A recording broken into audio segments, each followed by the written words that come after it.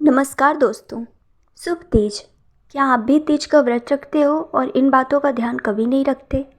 हमारे भारत में हमेशा वैवाहिक स्त्रियां जो होती हैं वह तीज का व्रत रखती हैं। तीज का व्रत सर्वप्रथम माँ पार्वती ने शिव जी के लिए रखा था और ये 12 वर्ष उन्होंने बेलपत्र का सेवन करके तीज का व्रत रखा था, जिसके रूप में उनको शिव स्वरूप पति की प्राप्ति हुई। क्या आप भी तीज का व्रत रखते हो और आपने इन विधि विधानों का सही तरीके से उपयोग नहीं किया है तो ज़रूर करें। मैं आपको बताती हूँ कि तीज के व्रत में आपको क्या क्या सावधानियाँ रखनी है। देखिए, महिलाएं तीज का व्रत रखती हैं, किंतु उनको तीज का व्रत रखते हुए सुबह स्नान आदि करके भगवान भोलेनाथ का पूजन आदि करना चाहिए और सच्चे मन से करना चाहिए। इसके बाद स्त्रियां अपने शयन कक्ष में अपने बेड के ऊपर नहीं पड़ें, क्योंकि इससे आप अगले जन्म में खटमल की उपाधि प्राप्त करते हैं। तो आपको इन चीज़ों से बचना है। इसके अलावा बहुत सारी ऐसी बातें हैं जिनका हम विशेष ध्यान नहीं रखते और हमारा व्रत खंडित हो जाता है और हम जान भी नहीं पाते। तो कुछ बातें मैं आपको बताती हूँ। यदि स्त्रियों को व्रत रखते हुए, क्योंकि यह व्रत निर्जला होता है, 24 घंटे आपको निर्जला व्रत रखना होता है, तो अगर आप व्रत में पानी आदि का सेवन करते हैं तो आप कीड़े की उपाधि प्राप्त करते हैं। किंतु अगर आपका स्वास्थ्य खराब होता है और अगर आपको पानी पीना ही है तो आपको गाय के खूंटे से बंधी हुई रस्सी को अपने गले में धारण करके उसके बाद ही जल का सेवन करना है, जल पीना है। इससे आपका व्रत खंडित नहीं होगा।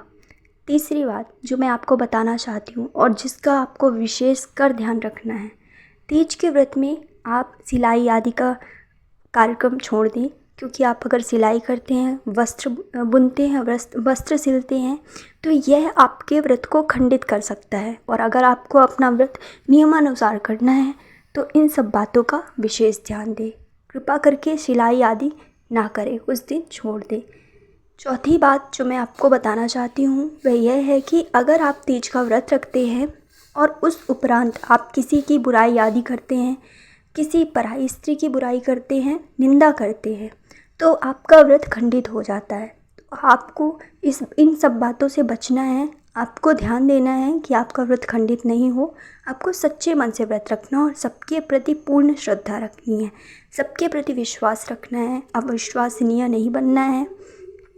पांचवी बात जो मैं आपको बताना चाहती हूँ, तीज के व्रत में आपको भले ही आपको भूखे रहना पड़े, किंतु आपको फल आदि का किसी का भी सेवन नहीं करना है। बहुत सारी स्त्रियां फल खा लेती हैं, बहुत सारी स्त्रियां कुछ भी खा लेती हैं, मीठा खा लेती हैं, लेकिन मीठा खाने के बाद आपका व्रत खंडित हो जाता है और आपको यह ज्ञात नहीं होता। तो कृपा करके ऐसी कठिनाइयाँ पैदा ना करें अपने व्रत में और व्रत को बहुत ही विधिपूर्वक विधि विधान से रखें। और इसके बाद मैं आपको बताना चाहती हूँ कि जब आप स्त्रियां तीज का व्रत रखती हैं तो उस दिन मेहंदी आदि ज़रूर लगाएं, पैरों में आलता लगाएं। आलता लगाने से आपका व्रत शुभ माना जाता है। आप पूरे दिन में अगर आप काम आदि करती हैं, इसके बाद आप पूरा अच्छे से अपने पूजा का विधि विधान पूर्ण करें, पूजा करें और रात्रि में भगवान शिव और माँ गौरा की आराधना करें। इनकी आराधना से आपका व्रत सफल होता है। बहुत सारी ऐसी बातें हैं, बहुत सारी ऐसी चीज़ें हैं जो स्त्रियों को नहीं पता है।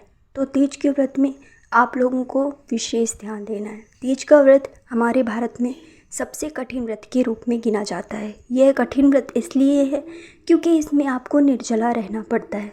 निर्जला उपवास करना कोई छोटी बात नहीं है।